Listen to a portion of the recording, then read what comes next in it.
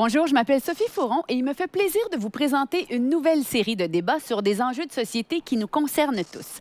Pour ce faire, nous mettrons nos lunettes de philosophe, puisque, depuis l'Antiquité, aborder les sujets avec philosophie s'avère un besoin quasi essentiel pour analyser nos sociétés. Bienvenue à Repenser le monde.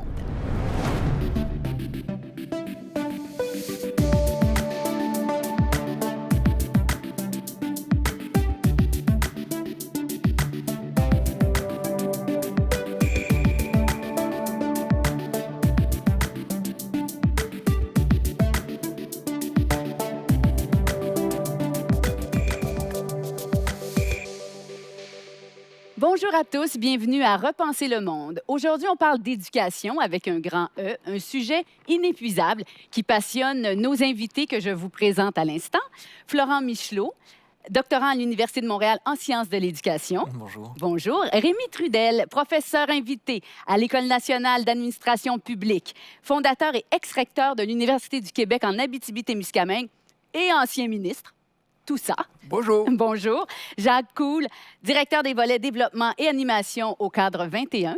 Bonjour. Bonjour. Et Normand Baillargeon, toujours à mes côtés, mon acolyte et notre philosophe en résidence, auteur, professeur. Bonjour, Normand. Bonjour.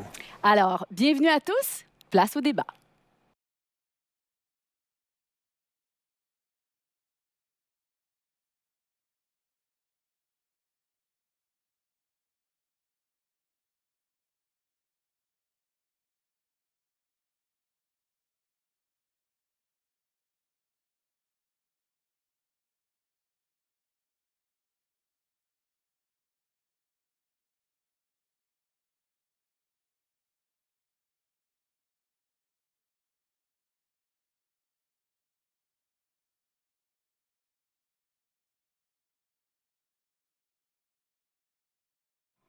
Normand, avant de donner la parole à nos invités, pouvez-vous nous faire un petit survol philosophique des enjeux reliés à l'éducation à travers les époques? Oui, ils sont immenses, les enjeux reliés à l'éducation. Puis les philosophes aiment décrire le concept d'éducation comme étant un concept par nature contesté, essentiellement contesté, à propos duquel des gens de bonne foi et raisonnables peuvent avoir des désaccords. Alors, je vous propose un petit survol historique pour voir où peuvent se situer ces désaccords-là. Dans notre culture en Occident, ça commence avec Platon. Platon, dans la République, il raconte cette histoire de gens qui sont au fond d'une caverne et qui vont en sortir peu à peu et accéder à la lumière du monde. Ça, c'est une métaphore de l'éducation. C'est une métaphore de l'éducation comme sortie de l'ignorance, de la caverne, de la prison de l'ignorance, des préjugés, par l'accès au savoir qui libère. Et ce que Platon dit là-dedans aussi, c'est que le savoir moralise, nous rend meilleurs. Maintenant, c'est un vaste programme et cette idée de l'éducation, on l'a appelée l'éducation libérale parce qu'elle est censée libérer les êtres humains. Mais ça a été contesté aussi. Et voici deux types de contestations possibles. Le premier type vient du 18e siècle, le siècle des Lumières, très confiant dans le savoir et sa capacité d'émancipation. Il y a un personnage, un philosophe à cette époque-là, très important, qui s'appelle Jean-Jacques Rousseau, qui lui va dire « Attention, la société malsaine, vouloir élever les gens pour qu'ils soient à l'aise là-dedans, c'est d'en faire des individus malsains. Le savoir est peut-être quelque chose d'aliénant. On est peut-être en train de créer des gens pédants et prétentieux qui savent pas grand-chose véritablement. Et on le fait peut-être par des moyens qui respectent pas la nature de l'enfance. » Et là, on a une autre conception de l'éducation qui se met en place. Et finalement, fin 19e siècle, début 20e siècle, aux États-Unis, il y a un penseur qui s'appelle John Dewey. Et lui, il va dire, ce qu'on doit faire maintenant, c'est de penser l'éducation pour préparer à la vie démocratique. Et là, la finalité de l'éducation, c'est bien sûr de libérer l'individu, d'accord, mais aussi d'en faire un citoyen. Et pour ça, les méthodes, le sens de l'école, le sens de ce qui se passe à l'école doit changer. Alors, vous voyez l'immensité des questions qui sont posées. Qu'est-ce qu'on doit transmettre? Pourquoi, par quels moyens, avec quelle finalité? Ce sont d'immenses questions à propos desquelles des gens raisonnables peuvent avoir des désaccords. Et nous voilà au cœur des sujets dont on va parler. Vaste programme. Vaste programme, en effet. Alors, commençons donc par qu'est-ce qu'on devrait apprendre? Je vais vous poser la question tout de suite, Florent. Qu'est-ce qu'on devrait apprendre à l'école? Vaste question qui nécessiterait une très longue réponse, évidemment. Et M. Baillargeon l'expliquait très bien, il y a probablement autant de réponses que de personnes qui pourraient s'intéresser à y répondre. J'aurais tendance à considérer qu'il est important de se fonder sur des savoirs disciplinaires, on va dire ça comme ça, qui sont solides. Et je pense naturellement à la question du français, à la question des mathématiques. Et lorsque je parle du français, ce n'est pas exclusivement une question de syntaxe, c'est aussi retourner aux grands auteurs peut-être des choses qui manquent peut-être plus, de façon plus prégnante aujourd'hui. Et lorsque je parle de sciences, évidemment les mathématiques, mais aussi l'ensemble des sciences formelles. Donc il est important vraiment de retourner à ces savoirs fondamentaux et pas exclusivement pour bourrer le crâne.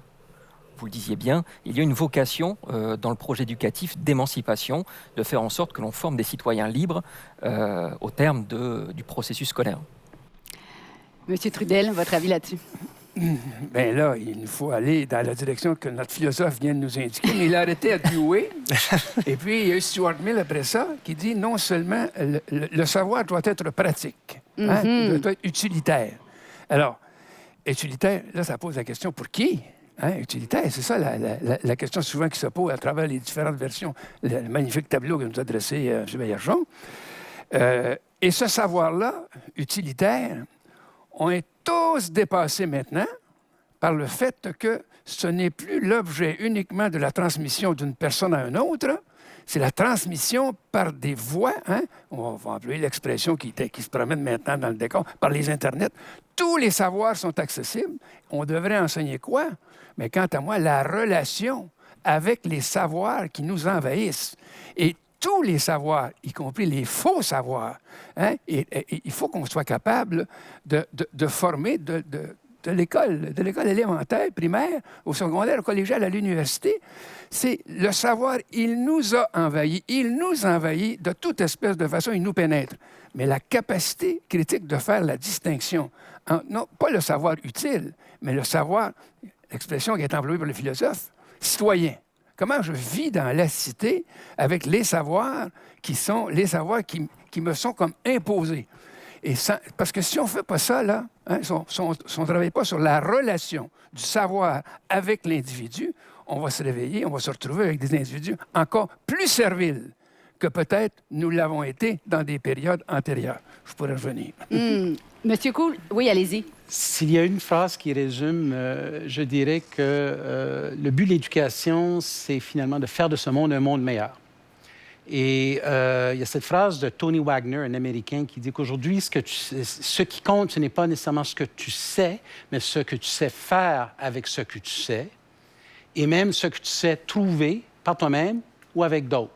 Je la trouve intéressante, cette phrase-là, parce qu'elle va chercher plusieurs dimensions. Vous parlez des Internet et l'accès au savoir.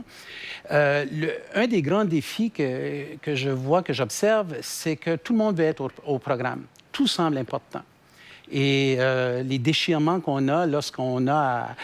il y a juste tant d'heures et puis tant d'occasions d'apprentissage. Et peut-être que... Puis je sais qu'on va aborder le comment tantôt, mais... il faudrait, je dirais, ne pas avoir une posture additive au savoir, mais plutôt complémentaire et intégrée. Et à ce moment-là, moi, il y a une autre phrase qui m'accompagne depuis longtemps qui dit que l'ignorance rend malhabile. Donc, les savoirs fondamentaux, j'y crois énormément. J'inclurai là-dedans les arts, l'éducation physique. Donc, faut peut-être élargir au-delà des classiques français, maths, sciences humaines. Mais je pense qu'il y a moyen, justement, pour des juridictions, des entités, comme projet de société, à définir un ensemble de savoirs interreliés, intégrés. C'est un peu comme ça que la vie fonctionne. Ce n'est pas un jardin de silos dans lequel on vit. Et non plus, ce n'est pas une soupe au pois où on ne voit plus les ingrédients. D'être capable ensuite de nommer ces savoirs ou de faire appel soit aux mathématiques ou aux arts ou autres pour peut-être aborder un problème. Mais peut-être qu'on met trop en opposition les savoirs fondamentaux et les savoirs utiles ou utilitaires. Est-ce que c'est nécessaire de les opposer finalement? Je pense là-dessus, moi, j'ai aimé beaucoup les remarques. Elles sont complémentaires en un sens qu'on disait les uns les autres. Mais je pense aussi qu'on vit une période dans laquelle l'insistance sur l'utilité des savoirs est très, très grande. Je soupçonne, sans pouvoir en faire la preuve, là, que la théorie du capital humain de Gary Becker, l'école de Chicago, là, qui dit que l'éducation, c'est un investissement qui est rentable, on doit viser à le rentabiliser. Cette vision-là de l'éducation, elle est maintenant omniprésente et elle pénètre un peu partout. Et je crois que c'est un ennemi dont on devrait se méfier parce que n'est pas toujours utile des choses qu'on croyait utiles. Il arrive que des choses complètement inutiles se révèlent d'une grande utilité. Hein, je veux dire, le calcul binaire a été extrêmement utile pour créer les ordinateurs et ainsi de suite. Donc, et ensuite, il y a des formes de savoir qu'on ne soupçonne pas importantes et qui le sont. Vous avez donné l'exemple de la littérature, je suis tout à fait d'accord avec ça. Aussi, on a une grande importance à accorder à la littérature comme outil d'émancipation de l'esprit, de découverte d'autres mondes, de découverte de soi-même. Et là, je pense qu'on vit une période où il y a une tentation de ramener l'école à des besoins utilitaires, à la satisfaction de besoins utilitaires. Moi, je pense que dans l'immédiat, c'est le drame. Rendre l'école tellement utilitaire hein, qu'on va rendre les individus peut-être utiles, tiens. Hein? Et c'est le grand drame, mais absence de capacité de distinguer, de faire la distinction entre la vérité relative et la vérité absolue, quand ça existe, là, d'être capable d'avoir une capacité de jugement, hein, parce que la connaissance elle-même, veut pas, elle nous arrive, elle nous envahit par ces nouveaux moyens de communication-là, et on n'a pas été amené à cultiver, à développer la relation entre le savoir, les individus qui sont devant nous.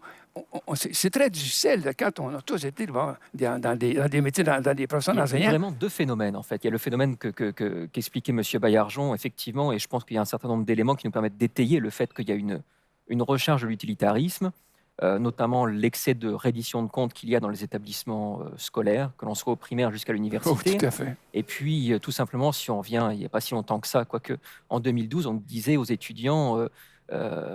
payez pour vos études, ne vous inquiétez pas, c'est un investissement pour votre avenir. Donc il y a un certain nombre d'éléments tangibles qui nous permettent d'étayer en tout cas votre hypothèse. Ce que vous amenez, Rémi, est intéressant. Moi, j'aime bien ramener le concept de désintermédiation. C'est un concept assez récent qui consiste à dire que jusqu'à la fin des années 90, début 2000, le savoir était médié, c'est-à-dire qu'il y avait... il y avait des bibliothécaires, des enseignants, des savants qui permettaient de filtrer l'information. Et puis finalement, avec l'Internet, ces filtres-là ont plus ou moins disparu. Et donc là, il y a évidemment une refonte de l'accès au savoir qui est à repenser.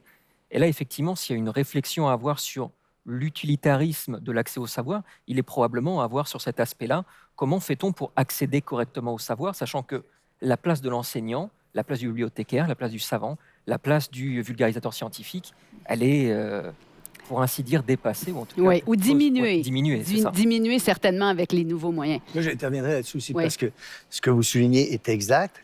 La réponse appropriée mérite une grande réflexion. Et je soupçonne, je pense même assez exact et démontré, que lorsqu'on est placé devant l'immensité du savoir devenu soudainement accessible, si on ne possède pas d'emblée des savoirs, on est encore plus perdu qu'on l'était autrefois. D'où l'importance pour l'école de transmettre à tous un curriculum riche qui permet de ne pas être perdu devant l'ensemble de l'information disponible qui peut nous faire dériver vers des pseudosciences, des théories complotistes, ainsi de suite. Et donc, l'outil qui permet de faire ça, c'est le savoir. Donc, ça remet encore plus à l'avant-plan l'importance pour l'école d'être un lieu de transmission des savoirs jugés fondamentaux. Exactement. Tout à fait, parce qu'il faut avoir donc un certain nombre de connaissances de base pour être capable de faire la distinction. Point. Et trop souvent, on a vu au Québec et ailleurs une sorte d'opposition de base entre des savoirs, des connaissances, des concepts et le développement de compétences. Et je ne vais pas les appeler du 21e siècle, je préfère le terme compétences globales. Et on les place en opposition. Alors que je pense qu'il est possible de développer justement autant de compétences qui vont aider le jeune dans ce que j'appelle son projet de vie et de carrière au pluriel, et aussi d'aller chercher ou de faire appel à des connaissances qui vont lui permettre, hein, je disais, l'ignorance rend malhabile. Et c'est souvent cette confrontation-là entre les deux qui cause qu'un système semble un peu qui a perdu contact avec l'évolution rapide des sociétés et tout ça.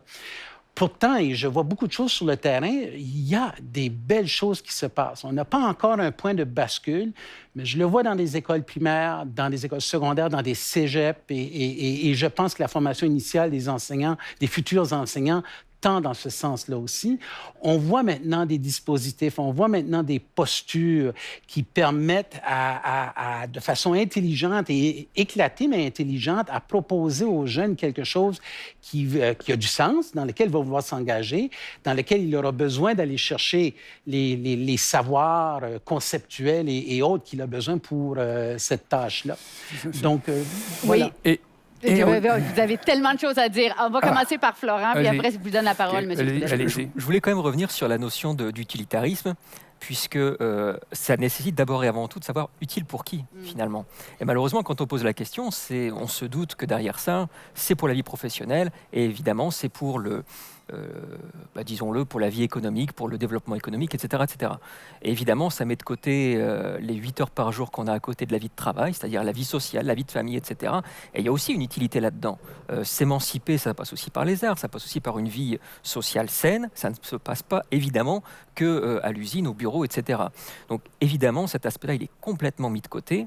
Et évidemment, qu'on les appelle compétences du 21e siècle, compétences transversales, peu importe qu'on soit d'accord ou non avec la notion de compétence, je regarde M. Baillargeon en la matière, peu importe, ces savoirs-là sont nécessaires au-delà de la vie professionnelle, au-delà de 17 heures le soir. Tout à fait. On veut quand même avoir des citoyens équilibrés. C'est le but. Mais parlant donc d'éducation de cette modernité-là, c'est le cas de le dire, on est tous atteints d'un virus, là, qui s'appelle GPR, la gestion par résultat. Je rebondis sur ta notion de la reddition de compte. Maintenant, GPL, répétez ça, la gestion par résultat. Ah, oui. Ça atteint tout le monde en éducation. C'est le bon terme, ça atteint tout le monde. Ça atteint tout le monde. C'est le cas de dire par les temps qui courent. Il faut que tout soit mesurable et qu'on soit en mesure de mesurer le résultat de tout ce qui s'est passé comme action. Alors, notre philosophe en résidence, c'est un peu plus difficile en philosophie, la gestion par résultat, parce que ça amène la nécessité de la réflexion, du doute et de réfléchir. Mais l'excès dans lequel on est tombé, je pense, dans le pendant de l'utilitarisme, c'est la gestion par résultat. Cher professeur, tout est mesurable, et pour que tout soit mesurable, il faut que ce soit observable et qu'on soit en mesure de mettre un résultat. Ça, c'est le seuil que nous avons à franchir pour nous débarrasser clairement de cette approche-là, pour l'approche plus humaniste, plus globale de citoyens qui réfléchissent. Bien, moi, je vais vous demander à tous qui décide, qui a cette autorité, qui est-ce qui va décider ce qu'on devrait apprendre? Parce que on a tous été à l'école, je pense que tout le monde a une opinion, des parents, même des élèves, jusqu'aux recteurs d'université, des ministres. Alors, qui est-ce qui décide? Qui est-ce qui devrait décider, peut-être? C'est un projet de société. C'était un projet de société. Je veux dire, on a vu la crise mise en lumière au niveau de la santé. Et puis, je pense que l'éducation aussi, il y a des projecteurs qui se braquent là-dessus. Et évidemment, un ministre de l'Éducation va mettre en branle les mécanismes et les grandes finalités, les grandes orientations et faire appel à tout un réseau pour sa mise en œuvre. Mais l'articulation de celle-ci se fait de divers moyens et puis on peut s'inspirer et on peut aller chercher un input de tous ces paliers-là. Et j'inclurais même le jeune dans cette démarche-là. Et qui fait en sorte qu'on peut arriver à un ensemble de finalités ou un projet de société. C'est quoi le profil de sortie qu'on veut à la fin du secondaire, au niveau du post-secondaire et ainsi de suite. Et aussi peut-être pour atténuer cette perception d'utilitarisme qu'on prête beaucoup à l'éducation, c'est dans l'articulation intelligente de notre curriculum, de nos programmes d'études. C'est presque galvaudé de dire, bon, mais l'élève est au centre de tout, mais il y a peut-être des moyens de l'exprimer pour que ce soit réellement l'élève qui soit au centre de tout et non pas dans le but de contribuer à une productivité de la société. L'un n'empêchera pas l'autre, mais donc c'est vraiment un projet de société pas évident. Moi, j'aime bien l'idée de projet de société, je pense que c'est le cas, mais je dois reconnaître aussi que c'est une question extrêmement complexe, celle de l'autorité d'éduquer, puis encore une fois, débattable entre gens raisonnables. Alors, par exemple, il y a des gens qui pensent que l'autorité d'éduquer devrait revenir aux parents qui devraient pouvoir pratiquer l'éducation qu'ils veulent. D'autres qui pensent que c'est des bons d'éducation qui devraient trancher cette question-là. Et les libertariens pensent que c'est ce genre de choses-là. Oui, il y a des pas si gens longtemps, qui oui, au pensent Québec. que c'est l'État qui doit avoir l'autorité d'éduquer. Mais des gens s'en méfient. John Stuart Mill, dont vous parlez, par exemple, ne voulait pas que l'État s'implique beaucoup en éducation.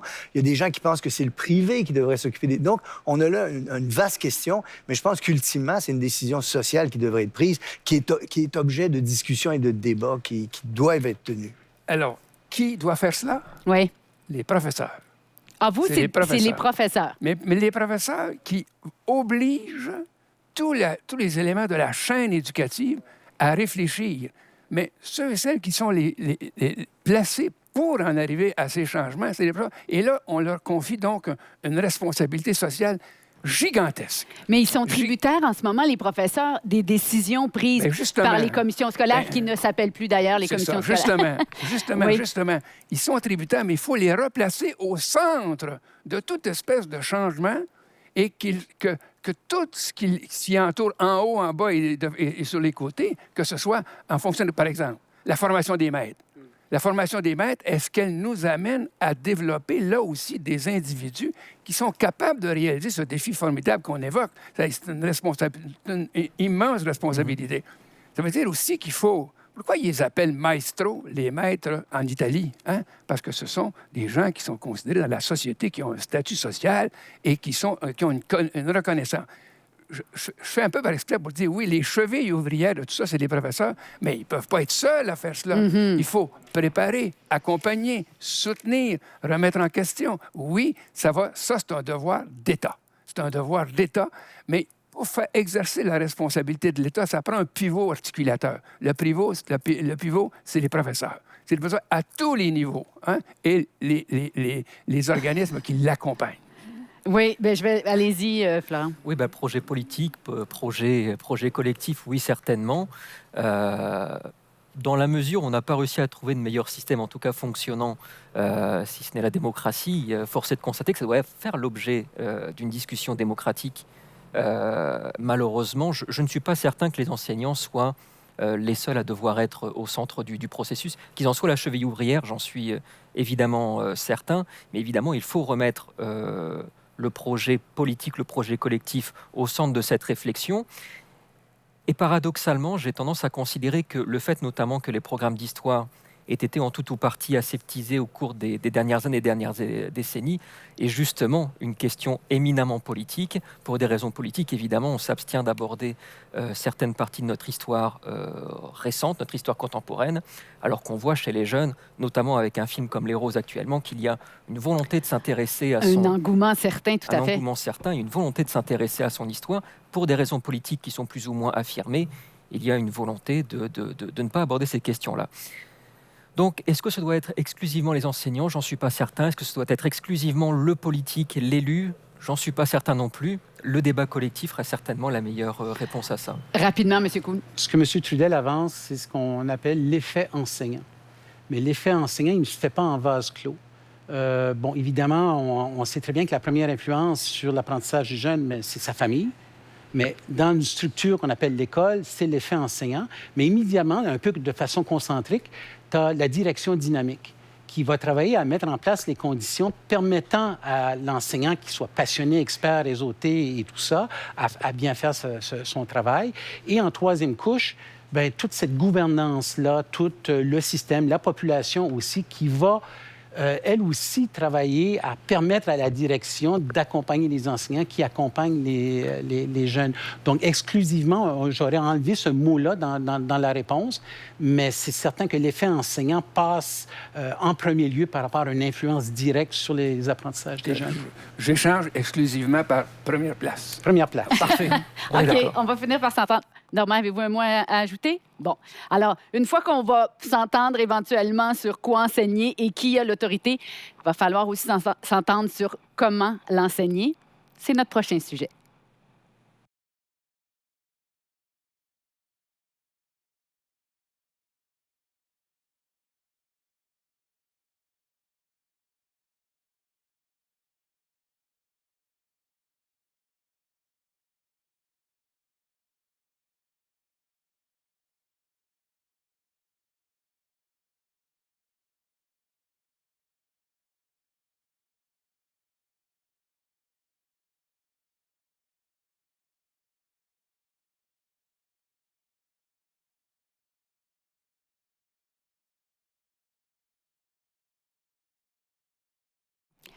Les méthodes de transmission du savoir. On n'est pas les premiers à en discuter, Normand? C'est une vaste question, encore une fois. J'ai évoqué tantôt les figures de Rousseau, de Dewey, puis ces gens-là ont mis en place des systèmes, des manières d'apprendre par découverte, par résolution de problèmes. Je voudrais lancer la discussion qu'on va avoir autour de ça, autour de ce qui s'est passé aux États-Unis dans les années 60 et 70. Les États-Unis ont créé un programme qui s'appelle Head Start. Ça voulait faire en sorte que les enfants de milieux défavorisés, qui arrivent à l'école avec moins de vocabulaire, moins de connaissances, moins de compétences que ceux qui proviennent de milieux scolarisés ou plus aisés, on a voulu leur donner une longueur d'avance. On a donc créé une sorte de prématernelle qu'on a appelée Head Start. Et à un moment donné, on a voulu voir si ces enfants-là maintenaient l'avance qu'on leur avait donnée. Et quelqu'un a eu l'idée de comparer l'efficacité de diverses méthodes pédagogiques pendant cette recherche-là. Ça s'est poursuivi pendant des années. On dit que c'est là où une des plus coûteuses, longues et sérieuses recherches jamais menées en éducation.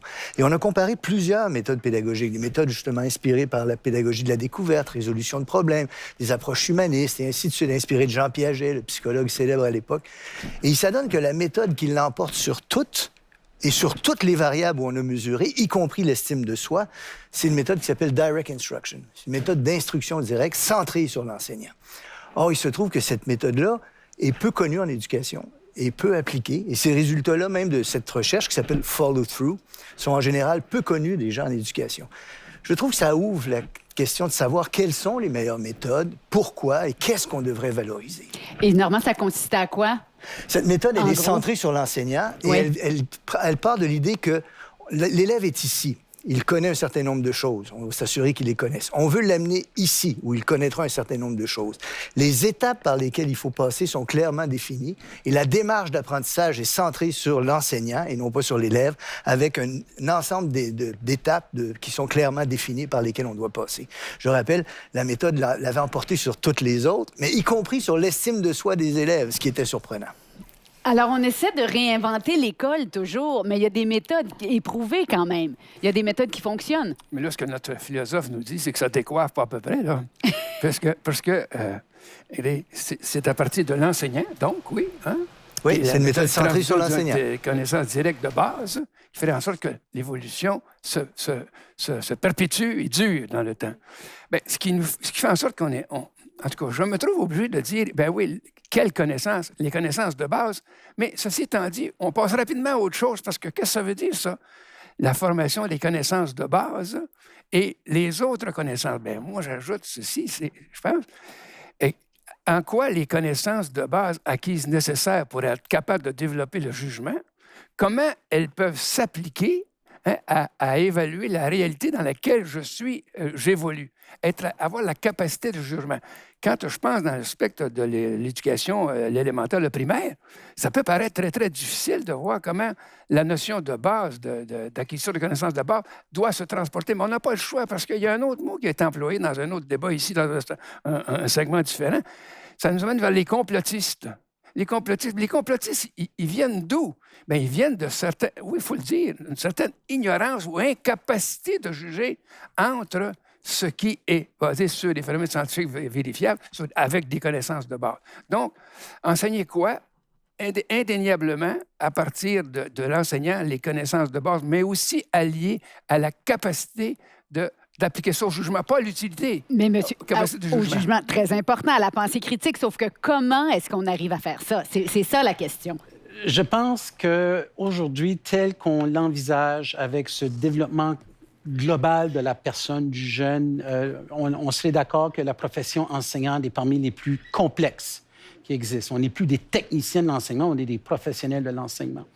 J'aimerais réagir justement par rapport à cette notion du prof qui transmet une connaissance par une simple anecdote que j'ai vue en 98 dans un cours de mathématiques début secondaire.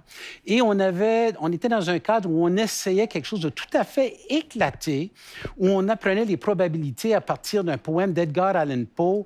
C'était un peu une belle cacophonie dans le local et on est allé visiter. Et j'ai le plaisir d'aller visiter ce local-là pendant que les jeunes y étaient et l'enseignant qui nous parlait comment est-ce qu'il arrivait à pouvoir gérer, mettre en place tout ça un peu à partir de projets et tout.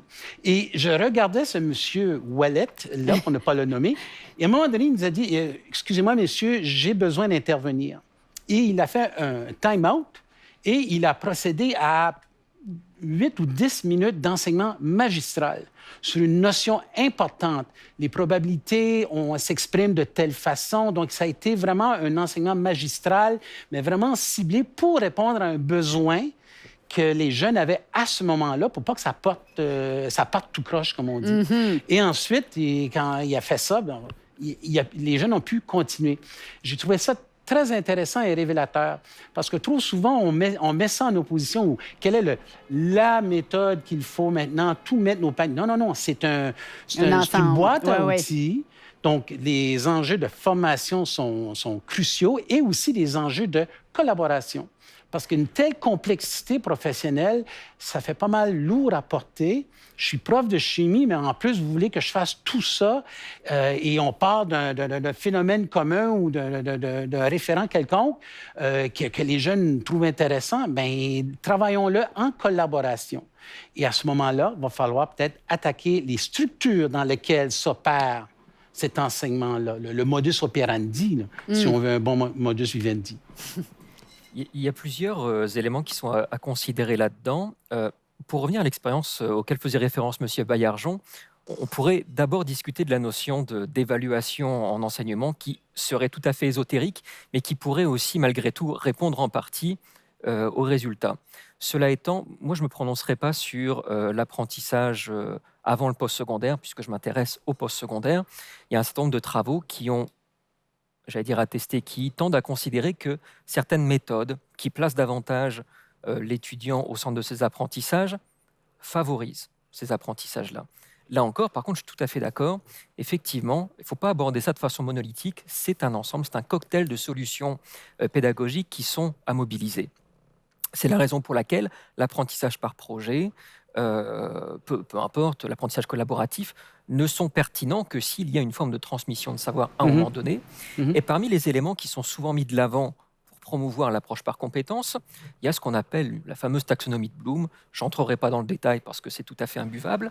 Mais le premier élément... C'est vous qui le dites. Oui, c'est vraiment imbuvable. Mais malgré tout, toutes les personnes qui sont obligées de faire de l'approche par compétences doivent mobiliser cet instrument-là. Et c'est très intéressant dans cette approche parce qu'on leur dit finalement, il faut faire de l'évaluation, de l'analyse, etc.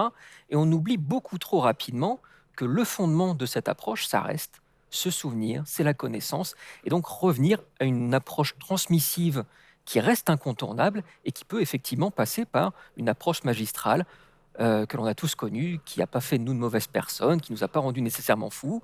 Voilà. Mais il y a la capacité aussi d'enrichir cette façon d'enseigner avec des approches innovantes, mais pas innovantes exclusivement parce qu'elles sont nouvelles, intéressantes, mais parce qu'elles ont été, là aussi je regarde M. Baillargeon, je sais que vous y êtes intéressé, il faut que ces méthodes aient pu être appréhendées par la recherche, qu'on puisse apporter des données probantes, et pas qu'on cède exclusivement un espace de renouveau pédagogiste mais sans il y a fondement. beaucoup j'allais dire de parents, mais de citoyens qui trouve qu'il y a beaucoup d'essais-erreurs dans nos systèmes d'éducation. C'est beaucoup ça depuis quelques années. Et finalement, on a des générations de cobayes qui en pâtissent et on le voit bien. On le voit bien dans différents écrits. Et différents propos, justement, vous parlez de complotistes.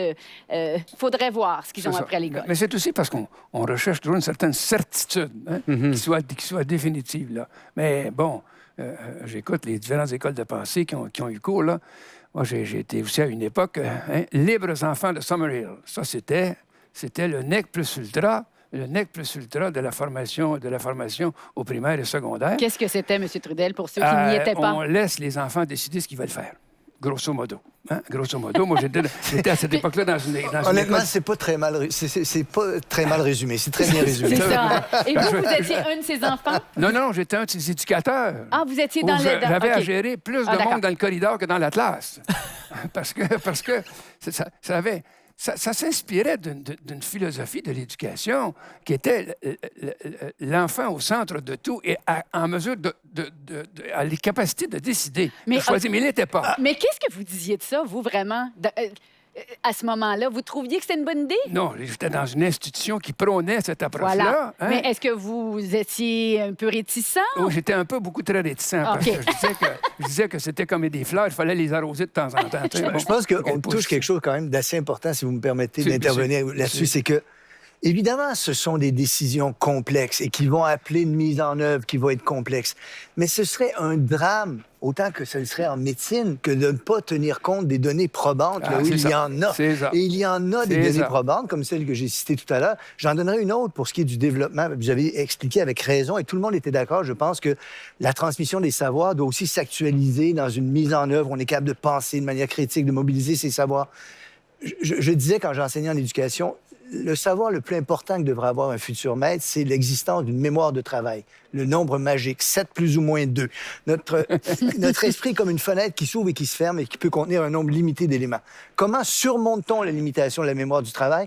Parce qu'on fait ce que les Anglais appellent du chunking, en français du regroupement, parce qu'on a des savoirs préalables. En d'autres termes, si on veut que les jeunes soient capables de pensée critique, ils doivent posséder des savoirs préalables. Et si on veut qu'ils les possèdent, il faut leur transmettre. Et si on doit leur transmettre, il faut leur transmettre par les meilleurs moyens possibles, tout en sachant bien, et je suis tout à fait d'accord avec ça, que les données probantes ne sont pas toujours décisives ou définitives. Ça arrive qu'on ait des doutes. Et aussi, tout ça dépend des finalités, encore une fois, donc de la philosophie de l'éducation, des finalités qu'on vise avec ces méthodes-là. Donc, ça reste une question encore complexe. Qu'est-ce que vous pensez de l'apprentissage en ligne? Parce que là, il faut en parler avec ce qui s'est passé là, avec le confinement. Toutes les écoles du monde entier ont dû se réajuster très rapidement. Est-ce que c'est une menace à l'enseignement traditionnel? Oh mon Dieu, menace. Tous en même temps. Je travaille moi-même en tant que conseiller pédagogique au Centre de pédagogie de l'Université de Montréal. Force est de constater que peut-être le 12-13 mars dernier, vous m'excuserez, je m'en souviens plus, on a été tous pris de court et on a été forcés de faire en sorte que tout à chacun, du jour au lendemain, devienne enseignant en ligne et apprenant en ligne. Est-ce que cela s'est passé toujours dans les bonnes conditions? Certainement pas. Est-ce que ça s'est passé aussi bien que possible? Aussi bien que ce qu'on a souhaité le faire? Aussi bien que faire se peut. Aussi bien que faire se peut, oui, certainement. Alors, est-ce que c'est une menace? La question est large. Force est de constater que il y a aussi un certain nombre d'analyses récentes qui tendent à démontrer qu'une forme d'hybridation de l'apprentissage aurait de relatifs bons résultats. Qu'est-ce qu'on entend par hybridation de l'apprentissage? C'est-à-dire faire exclusivement de la formation en ligne, et là aussi je parle auprès des adultes, dans le post-secondaire. Faire exclusivement de l'apprentissage en ligne, ça a des résultats, somme toute discutables, mais lorsqu'on inclut des apprentissages en ligne qui viennent appuyer de la formation en présentiel, là on a des résultats qui sont vraiment intéressants et semblerait-il beaucoup plus intéressants que de l'apprentissage qui se fait exclusivement en présentiel. On parle du coffre à outils encore. On parle du coffre à outils. Oui. Je résumerai l'apprentissage en ligne par un qualificatif, c'est que c'est quelque chose qui est amplificateur. Ça amplifie ce qui se fait bien, mais ça amplifie aussi ce qui se fait moins bien. On a vu au printemps 2020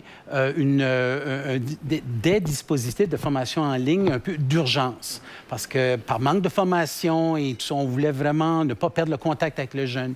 Donc, c'était une solution d'urgence. Pourtant, les données probantes, la recherche sur l'efficacité de dispositifs de formation en ligne, elle existe déjà depuis quelques décennies, qui démontre que lorsqu'on fait une bonne scénarisation, qu'on tient compte de l'importance du relationnel, qu'on tient compte aussi de cette dimension d'hybridation pour permettre aux jeunes de sortir de son local et d'aller chercher quelque chose sur le terrain et d'utiliser les leviers appropriés. Et je terminerai en disant, je vais nommer l'éléphant dans la pièce, l'évaluation des apprentissages. L'évaluation de cette culture de l'évaluation qui fait en sorte que, mais ils ont fait des choses vraiment intéressantes, ils ont appris des choses, ils ont fait des connaissances, peu importe la matière, mais après ça, trop souvent, le modèle, il y a un manque flagrant de congruence entre le type d'activité vécue, et j'inclus aussi dans des dispositifs en ligne, et les formes d'évaluation, qui fait qu'on doit ensuite se rabattre sur une forme assez traditionnelle de l'évaluation. Mais toutes les institutions n'étaient pas prêtes à faire ce passage-là. Si on transporte la formule traditionnelle de 3 heures devant un individu, un groupe d'individus, et que je le transporte en ligne, c'est non seulement une menace, mais c'est une catastrophe. Bon, c'est très clair. Cependant, on va partir d'Edgar Allan Poe. Oui. Hein? C'est exactement ce que vous faisiez, comme vous faisiez de la poésie sans le savoir. Un peu. Monsieur Ouellet. C'est-à-dire que ce que vous faisiez, ce que vous avez observé, c'est on faisait de l'enseignement de base, de la transmission de connaissances et par ailleurs de la transmission d'interprétation au niveau mathématique de ce qu'on fait là. Il y a un professeur à l'UQAM, bonne université quand même, hein, voilà, hein, qui est le professeur Langelier, qui a écrit un article magnifique dans Le Devoir sur la richesse de l'enseignement à distance quand elle est modulée, hein, en disant sur un concept qui commence à apparaître, que je trouve formidable quand on voit la classe inversée. Ah oui. C'est-à-dire, je mets à la disposition, on va l'appeler comme ça, c'est dans le langage de l'apprenant, des connaissances de base. Il peut se l'approprier, cette connaissance de base-là, à son rythme, à ses capacités. Au préalable, avant le cours, oui. Mais c'est lié à l'hybridation, à l'échange avec cet étudiant-là, ce groupe-là, sur l'interprétation, compléter les informations, les échanger. C'est le poème d'Allen Garpo. Alors, on va l'apprendre. Et qu'est-ce qu'on va faire lorsqu'on sera en face-à-face avec le jeune dans un contexte de classe inversée? Une collègue, une enseignante qui innove en classe inversée, qui dit qu'il y a autant de classes inversées qu'il y a de profs renversants. Donc, c'est vraiment, on enseigne qui on est aussi, hein, et parfois plus. Et tout n'était pas assez pendant cet été. Moi, j'ai eu un grand plaisir de donner cours sur le bord du lac à mes étudiants. Voilà. Et ça a été extraordinaire. Et ça n'aurait pas été possible. Bien, vous deviez être dans les profs renversants, Florent, probablement. Tout à fait. Moi, j'ai donné un cours en Tunisie. Ben voilà! En Tunisie, à 40 étudiants à partir de la maison. Sauf que la deuxième partie, qu'il faut bien trouver, comment j'organise par ailleurs l'échange. Et puis là, l'échange, ça ne peut pas non plus être juste les mécanismes classiques. Il faut être inventif. Il faut travailler beaucoup sur la communication, la susciter, l'intéresser, l'interpeller pour qu'on puisse compléter. Il faut pas, on en parle beaucoup, mais il ne faut pas sous-estimer le rapport humain très important. Fondamental. Fondamental. Je sais qu'on pourrait faire 18 heures là-dessus, mais je veux vous entendre sur ce qu'on devrait retenir dans la vie après tout ça, après toutes ces études, notre fameuse culture générale.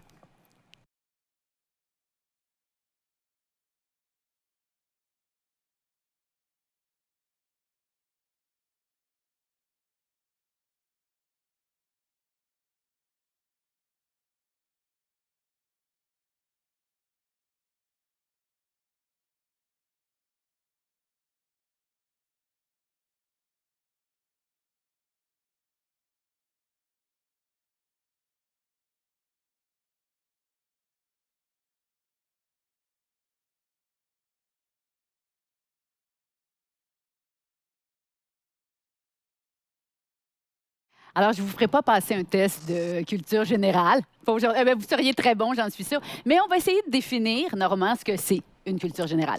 Alors, ça aussi, c'est un concept très vaste et qu'on peut aborder de différentes manières. Pour lancer la discussion, je vous en suggère une. Il y a un philosophe analytique de l'éducation au 20e siècle qui s'appelle Paul Hirst qui a fait une réflexion sur la culture générale. Voici comment il procède. Il suggère que les êtres humains entrent en contact avec le monde et avec eux-mêmes à travers ce qu'il a appelé des formes de savoir, des manières de savoir. Pour lui, ces formes de savoir-là se distinguent les unes des autres par le fait qu'on y retrouve des concepts irréductiblement spécifiques qui appartiennent qu'à la forme de savoir, des manières de les organiser entre eux, ces concepts, des manières de les tester, de les mettre à l'épreuve. Partant de là, il suggère qu'on pourrait distinguer les formes de savoir suivantes. Évidemment, la culture générale la plus vaste possible serait celle qui aurait fait parcourir le plus vaste éventail de ces formes de savoir. Et quelqu'un qui aurait une connaissance nulle de ces formes de savoir aurait une carence de culture générale importante. Quelles sont les formes de savoir, selon les concepts qu'il a définis?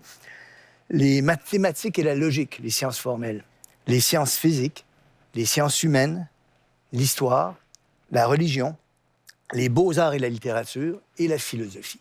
Alors, chacune de ces formes de savoir-là déploierait des concepts irréductiblement spécifiques, les organiserait de manière particulière et aurait des moyens spécifiques de les mettre à l'épreuve. Avoir parcouru le plus vaste éventail possible de ça serait posséder une vaste culture générale. Ne pas connaître un ou l'autre de ces choses-là serait avoir des trous importants dans sa culture générale. Je ne vous demanderai pas combien de trous vous pensez avoir dans votre culture générale, mais je vous demande par contre, est-ce que c'est un concept élitiste, la culture générale? Ce pourrait l'être. pour avoir connu le système d'éducation français, et particulièrement à l'entrée de l'enseignement supérieur, il y a des formations à la culture générale.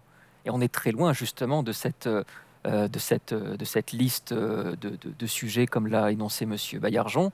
On est très loin, finalement, on a affaire à des cours de 36 heures, de 40 heures, dans lesquels on va essayer d'emmagasiner un maximum d'informations, avec pour finalité d'être bon pour les examens d'entrée pour les grandes écoles. Je me permettrais d'intervenir, si vous permettez. Est-ce qu'on ne retrouve pas là un peu ce que Rousseau déplorait à l'époque? C'est-à-dire ce qu'on appelle culture générale, ce sont des formes de paravents par lesquelles on brille en société, mais ça ne correspond à rien de concret ou d'important dans la transformation de la personne. Et d'utile, peut-être?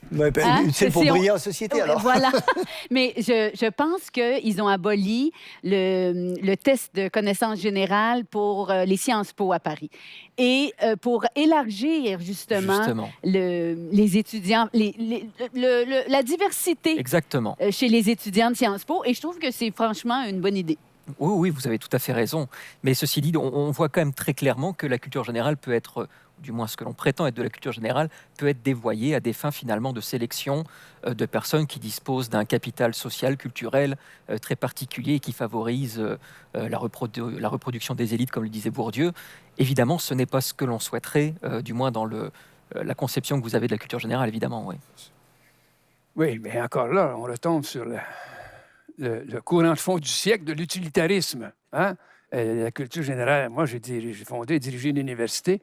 J'ai essayé d'implanter un programme de Arts and Liberal Arts, là, hein, l'espèce de cours classique là, mais je ne comprends pas pourquoi les comptables se sont opposés à ça. Hein? Je n'ai pas pu traverser. Cette... Non, parce que les sciences de l'administration et les sciences comptables m'ont dit que ça, ce n'était pas nécessairement utile. Bon, alors ça traduit un peu le drame que nous avons d'aborder ces nécessaires dimensions à l'expression du citoyen dans la cité. Hein?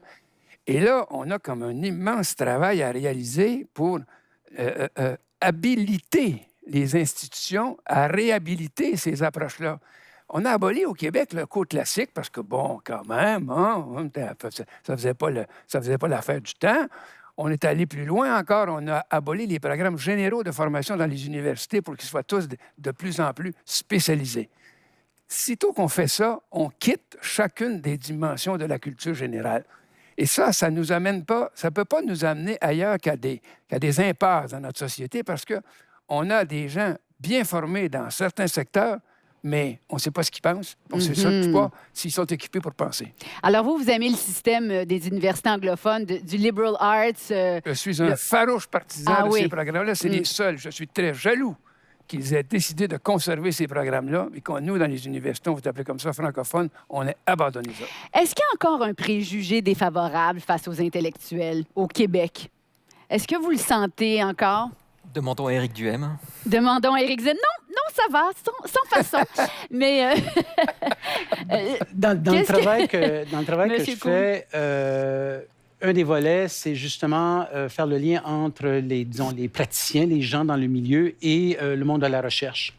Et ce qu'on essaie de faire, c'est de favoriser que les innovations ou ce qu'on trouve de vraiment intéressant qui se fait sur le terrain puissent intéresser le regard critique des chercheurs.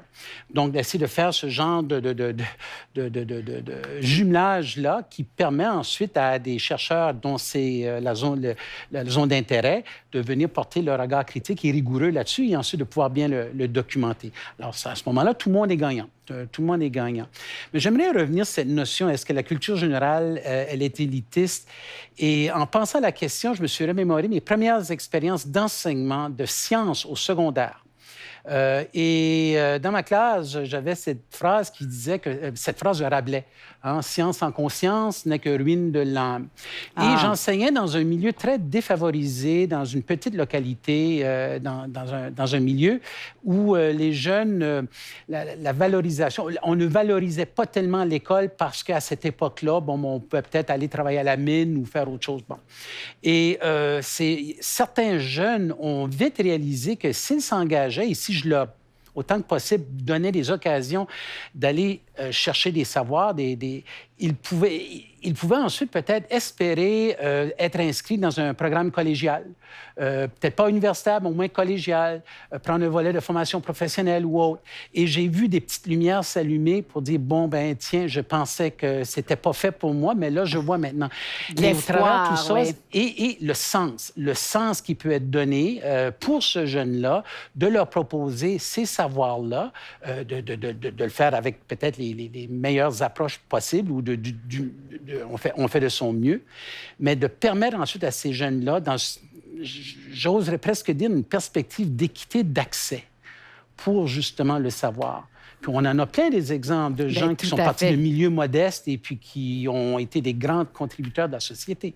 Tout à fait. Je vais vous demander, tour à tour, d'être ministre de l'Éducation pendant 10 secondes. Vous êtes ministre de l'Éducation. Qu'est-ce que vous faites en premier? Je vais commencer par vous, M. Trudel, parce que vous avez beaucoup d'expérience. Je convoque un immense forum qui va durer 5 ans avec les professeurs de tous les niveaux pour réfléchir et déterminer comment on va franchir les prochaines décennies, parce que ce sont les articulateurs du changement, mais il faut les aider, les accompagner.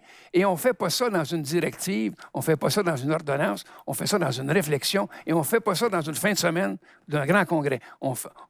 Tous les acteurs doivent être convoqués. Ça s'appelle le Forum pour l'éducation. Wow! Juste des professeurs, pas de fonctionnaires. Et les fonctionnaires sont en arrière. Plus tard. Ouais, Monsieur Cool. Moi, je pousserais ça d'un cran plus loin et je prendrais des actions peut-être un peu déraisonnables et d'offrir des occasions, pas d'offrir, mais d'aller chercher des occasions un peu plus informelles, dans une sorte d'agora, pour que la voix des gens de terrain, celle des parents et autres, puisse résonner puis qu'on puisse débattre sainement des choses, jumelées avec peut-être des choses plus formelles, des actions plus formelles pour aider.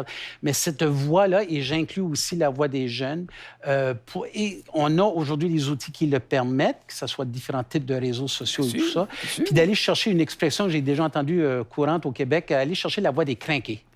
Des gens qui font des choses super intéressantes. C'est pas de l'improvisation pédagogique, des gens très forts et pertinents pour ensuite s'en inspirer, pour ensuite nous inspirer les autres.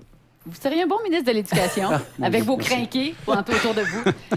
Je reprends les deux idées de mes collègues, évidemment, avec pour contre-exemple parfait le forum sur l'enseignement supérieur qui a été organisé en 2012-2013. Voilà ce qu'il ne faut pas faire. Une grande consultation, une grande commission parents 2.0, et je parachève le tout, pour reprendre les mots de Condorcet, avec une grande loi sur l'instruction publique. Nous en avons urgemment besoin sur un horizon de 5 à 10 ans.